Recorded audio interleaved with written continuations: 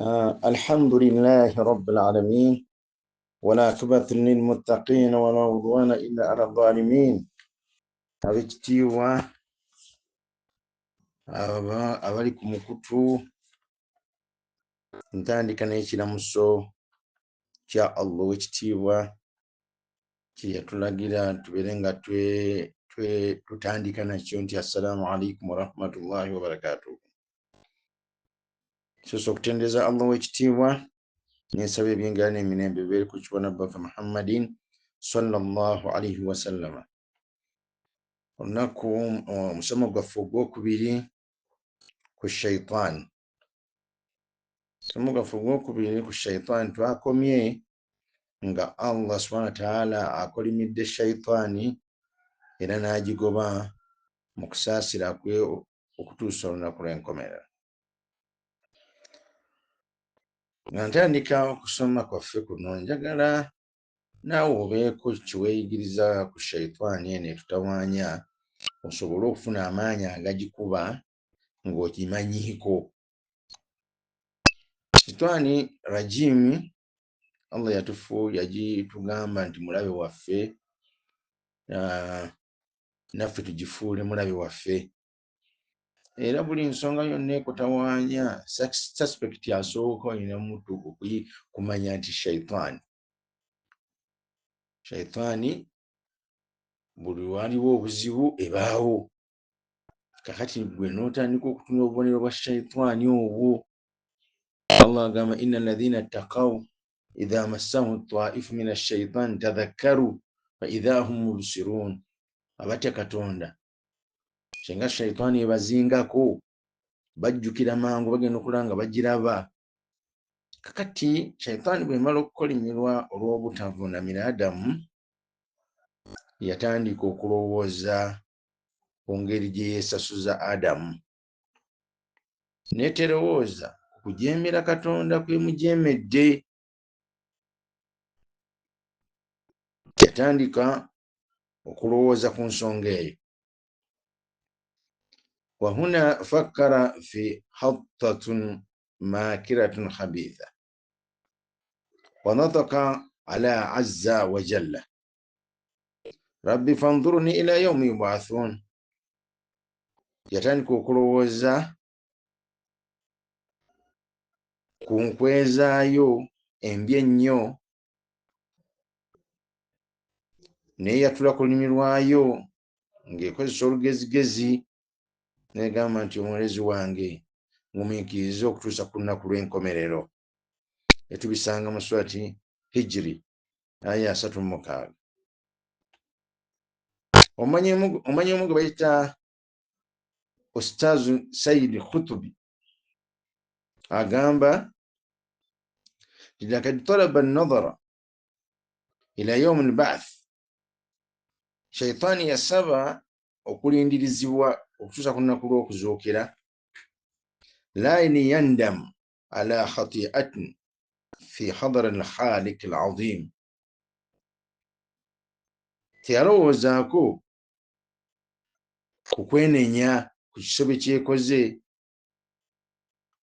bwe yatuuka ewa Allah omutonzi ow'ekitiibwa. Wala liyatuuba ila Allahi, era teyalowooza ku kwenenya eri Allah. Wayarji wayufakkiru, eddeyo erowooze ku ekyo, n'okulaba ng'ewakanya ekibi kye yakola yeddemu. Walakin liyantakim min Adam wa dhurriyyatihi. Allahu akbar. Wabula kye yalowooza okukola talabu eyo ey'okugamba nti bamulindirize esobole okwesasuza ku Adamu n'olulyo lwe. Jazaan ma la'anahu Allahu wa taradahu. Nga yempeera yalaba esaana Adamu olw'okubeera nti Allah amukolimidde n'amugoba ne mu ggulu.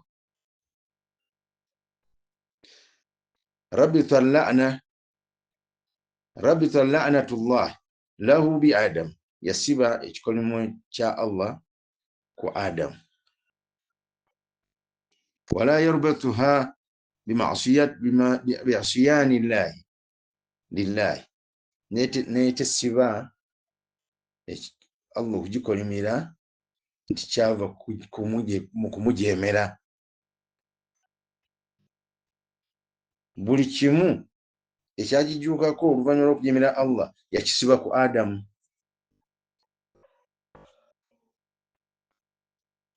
Nekola ebigendererwa byayo bwe bino. Oluvannyuma lw'okutebenkera ti Allah subhanahu wa ta'ala amaze ogikakasa nti tegenda kufuna kizibu kyonna kyakufa kutuusa ku nnaku lw'enkomerero, mu kiseera Allah we yagambira fa innaka min almundarin ila yaumi waqti ma'lum, surat Hajri aya 37. Allah yagiddamu nti olindiriziddwa, mazima gwe olindiriziddwa okutuusa ku kiseera ekimanyiddwa.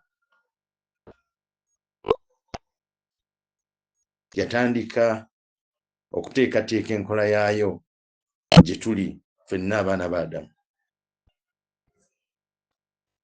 nekola ebigendererwa byayo nga tetiddeemu, negamba maaso ga Allah, negamba rabbi bima aghwaytani, Allahu akbar, أعوذ بالله من الشيطان الرجيم، ربي بما أغويتني لأزينن لهم في الأرض ولأغوينهم أجمعين إلا عبادك منهم المخلصين. أي الله nga bwongobye era nga bumbuzizza, ngenda bawundira ensi eno, ngenda bawundira ensi eno bonna, ate bonna nabo mbabuze okujjako abaddu bo abayina ikhlas, mubo abayina ikhlas, abeerufu gy'oli Allah. Surat Hajri aya 39 okutuuka ku 40. Era Ustaazu Kutubi agamba rahimahullah, wabidhalika, ne ku lw'ensonga eyo haddada Iblisi saahat al-ma'rak innaha al-ard.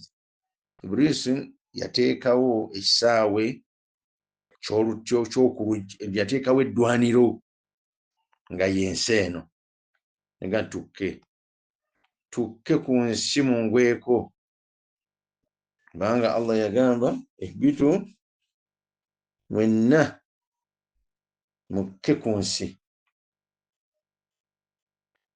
imma yatiyannakum minni huda, umwe obulungamu gwe bunaaba bujjidde, waman tabia hudaya, n'agoberera obulungamu, fala khawfun alayhim wala hum yahzanun, tajja kufuna kimutiisa wadde kimunakuwaza. Musatwaha n'agamba fala yadhillu wala yashqa, tajja kubula era tajja kwonooneka. Bwe mala okukola ekigambo ekyo, egamba law zayyina lahum fil ardi, ngenda bawundira mu nsi eno, buli kibi kiwunde nga kirungi. Era Shitaani kye yasooka ku nsi kuno kwe kuwunda buli kimu kyonna ekibi n'ekifuula ekirungi. Ekyokulabirako, omwenge yaguwunda, baguyita amannya amalungi ag'ekitiibwa. Omwenge osobola okuguyita amannya n'okoowa, Kirisina, kiki, ekimanya special lager, Guinness, owulira obunnya obulungi, wadde waliyo n'amannya amabi nga Kwete n'ebirala, naye abantu bagweyunira nnyo, gubakyusa ku bwongo, nebalaga nti rabbi ng'ate kibi nnyo omuntu okunywa omwenge n'otamiira n'ofuka mu ngoye ekirungi, naye ebalaga ng'ekirungi, nebalaga obwenzi nga bulungi nnyo, nebalaga riba nga nnungi nnyo, n'ebirala bifana ebyo ebiwunda, ewunda ekibi n'ekifuula ekirungi. Ekyokubiri, eguwaa'i, n'okubabuza abantu.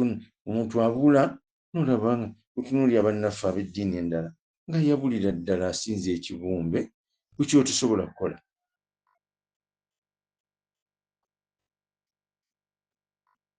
Omuntu olwosanga kati nkulabula, olwosanga ng'ekintu nga kirungi kyetegereze, okuggyako ebyo Allah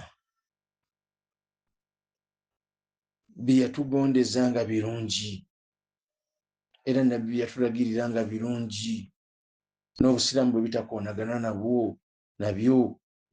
Naye ebirala byonna bw'obiraba nga babiwaanawaana birungi, sooka oyimiriremu katono omala okwetegereza. Waraahu ma'asiya aw waraahu shaitaan, oyinza okisanga nga emabega waakyo waliyo shaitaani rajim. Shaitaani Allah agikolimire, yatandika olutalo lwayo kuwunda.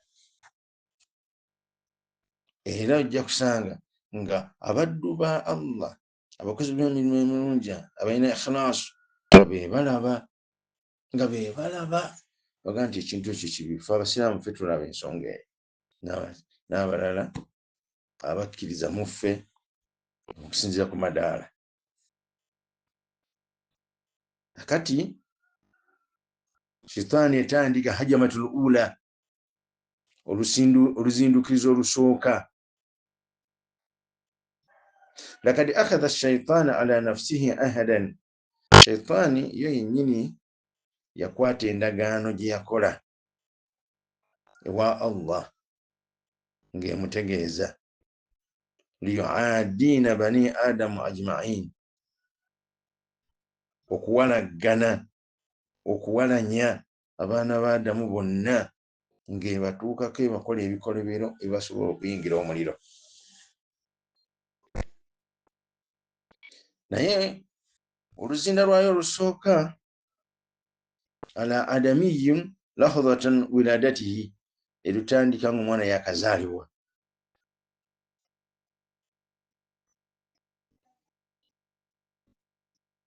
Omwana aba yakazaalibwa, Shaitaani emulumba n'emukola bino. Fa ana abi Hurayra, hadisi ng'ejjibwa ku Abi Hurayra radiyallahu anhu anna rasulallahi sallallahu alaihi wasallam, oli hadisi ng'eyogera ng'egamba ana abi gundi, hadisi ng'ejjibwa ku gundi, be baagiwulira ku nabbi Muhammad, baawulira ebigambo ebyo nga nabbi abyogera. Wawulira nga ti an abi Hurayra, an Umar ibn Khattab, wawulira nga baga nti hadisi ejjibwa ku gundi, manya bumanya ti oyo ye yagyogera, ye yagijja ku nabbi, oba ebigambo ebyo ebyayogerwa oba ebikolwa ebyo ebyakolebwa baabijja ku nabbi, ng'oyo yabiwaako obujulizi. Kati Abi Hurayra agamba ti anna rasulallahi sallallahu alaihi wasallam, omubaka wa Allah ebyenga n'emirembe bibe ku ye, qaala, yagamba kullu bani adamu, buli mwana wa Adamu, yat'anu shaitaani fi jambihi, Shaitaani emufumita mu mbiriizi ze, bi asbi'ihi, n'olunwe lwayo, hiina yuladu, ekiseera ng'azaaliddwa, gayira Isa bnu Maryam, okuggyako Isa mutabani wa Maryamu, dhahaba yat'anu fata'ana fil hijab, yadduka egende emufumite nesanga nga amaze okuprotectingibwa, bamutadde mu kigoye oba mu kintu kye baamulereramu, n'eremererwa nga Allah bwe yayagala. Hadisi eyo ya Abi Hurayra, Sahih Bukhari, era ejjibwa mu Bukhari rakamu 3286, abaali yagadde okunoonyereza. Walidhalika, ne ku lw'ensonga eyo, yastahilu lmawludu saliha, omwana bw'azaalibwa atandika okuwoggana min ta'natin shaitaani, Shaitaani yemufumita, olwo etandika ekitonde ekyo okukiyingiza mu ebyo byeyagala kibeere, kisobole okuyingira omuliro. Omwana oyo nga yakazaalibwa, etandikira awo okumufumita. فأنا أبي هريرة إلى حديث نجوا أبي هريرة أن رسول الله صلى الله عليه وسلم قال مزمون بكوا الله بينجي من بيبي أغامبا ما من مولود تلم زاروا ينا يولد وزاروا إلا نخسه الشيطان وكجاه الشيطان مرumba متوانيا نمكوبا oba nemusonga olunenga bwetwogedde fayastahiru swariha nawugana nnyo binakhsati shaitaani mu kufumitibwa kwa shaitaani okwo kwemukola illa ibuni maryam wa ummi okujjako yesu ne nnyina okujjako isa ne maama we maryamu thumma qala Abi Hurayra yagamba ikra'u in shi'tum musome bima mwagadde temunkayanya ng'era bimanyi abantu b'Uganda mukayanya nnyo ate aho bijjawa ne Abi Hurayra yabagamba nga bamutawaanya n'abagamba musome bima muyagadde ebigambo bya Allah ebigamba ti wa inni u'idhuha bika wa dhurriyyataha min ash-shaytani rajim ebyo tubisanga mu surati Ali Imran nti nange Allah mukyala Imran agamba nga azadde Maryam namugamba nsaba Allah okingiriza omwana wange ono ne gwalizaala ne shaitaani yakolimirwa edduwa yayanukulwa kati we yazaalibwa Allah omukyala bwe yamuzaala shaitaani teyamutawaanya n'omwana gwe bwe yabazaalibwa shaitaani teyatawaanya era hadisi endala ng'ejibwa ku Abi Hurayra radiyallahu anhu qala qala Rasulullah sallallahu alaihi wasallam tombaka yagamba siyahu mawlud okuwoggana k'omwana hina yaqa kiseera waaviira mu nda ya nnyina n'agwa ku ttaka nazagatum mina shaitaani kuba kutawaanyizibwa kwa shaitaani kuba kufumitibwa kwa shaitaani kuba kulumbibwa kwa shaitaani sahihu akhrajahu muslimu yayogera hadisi eyo ku peegi ya muslimu ekitabo kye bayita muslimu 2367 akati awo naawe osooka osirikemu otunuulire kiba kibi nnyo ddala omwana ng'azaaliddwa okumusomera ekintu kyonna kyolaba nga kisobola omugobako shaitaani ng'ayati kurusiyu n'ebirala ebyo byoyinza okumbuuza wano tuli mu kusoma busomi so si kukaayana gwe wali yagadde omwana wo shaitaani emukube ng'otunda butunzi naye ng'olina ky'omanyi ku bintu ebigoba shaitaani ku muntu ng'omaze otegeera hadisi ntuufu shaitaani erumba omwana oyo n'emukuba waliwo ebintu ebimu nga nabbi teyabyogera naye nga teyabyogera mu dairekiti emu mwennyini naye nga yabyogera yennyini yatubuulidde ekyo ate yatubuulidde n'ebigoba shaitaani mu kifo ne ku muntu olowooza okusinga kaawo nabbi yagamba nti okwazina kugoba shaitaani kyobola nti bwe bukyola mu ddiini waliwo wekiva bali abasoma hadisi ezo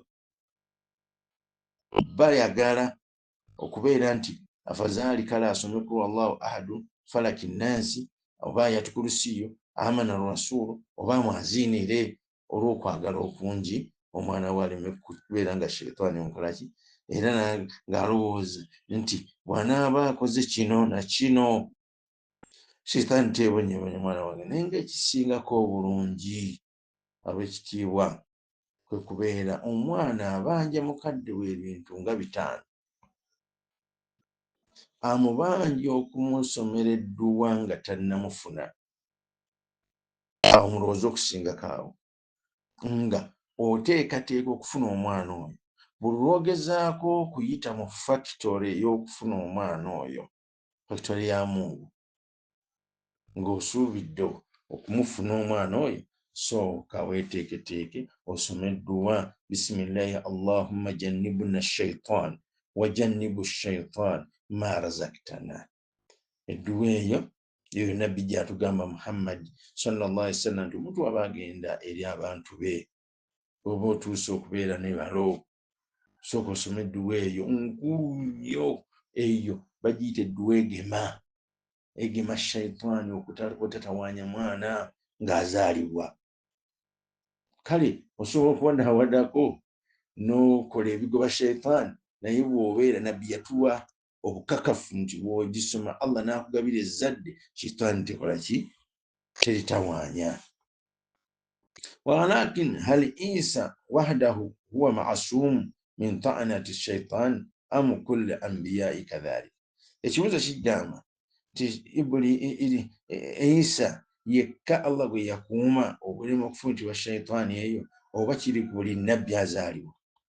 Qala Nawawi agamba rahimahullah, qala Qadi Iyad agamba inna jamia anbiyaa'i, nti bannabbi bonna yusharikuuna Isa fi hadhihi khususiyya, nti bannabbi bonna beegatta ne Isa mu ekyo Allah kye yabaawulirawo. Ekitegeeza nabo bafuna okukuumibwa okwo nga bazaalibwa, shaitaani n'etabatawaanya.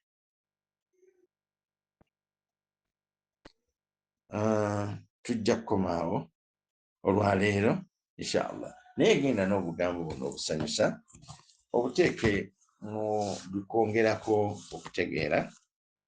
Bugamba bwe buti: omwana wattu obadde okimanyi nti okusoma tekuggyaawo busiru. Okusoma n'ogenda mu kibiina n'osoma n'ofuuka dokita, n'ofuuka kiki, n'ofuuka ani, bakutikira diguli, tekiggyaawo muntu kubeera nti musiru. Ate obutasoma tebuggyaawo magezi. Era bangi tebaasoma naye balina amagezi amazaale. N'ogamba nabugambi nti omuntu ono singa yasoma. N'ogamba n'oli nti singa maama tewasoma, ate waalibadde musiru kuyitirira. Okusoma tekuggyaawo busiru. Ate n'obutasoma tebuggyaawo magezi, muntu kubeera nti mugezi. Ate obugagga tebuggyaawo bwavu mu mutima. Omuntu ayinza okuba nga mugagga naye nga mwavu nnyo mu mutima. Ate obwavu tebuggyaawo bugagga mu mutima gwa muntu. Omuntu asobola okuba nga mugagga nga mwavu mu mutima, ate ng'oli mwavu nga mugagga mu mutima.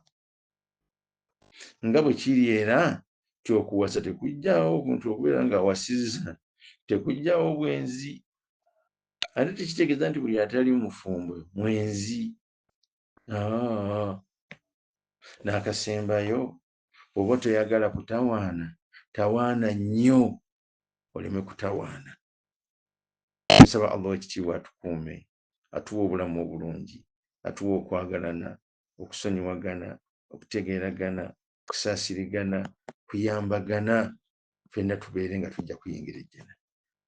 Wassalaamu ala al-mursaliina walhamdulillahi rabbil aalamiin. Salaamu alaikum.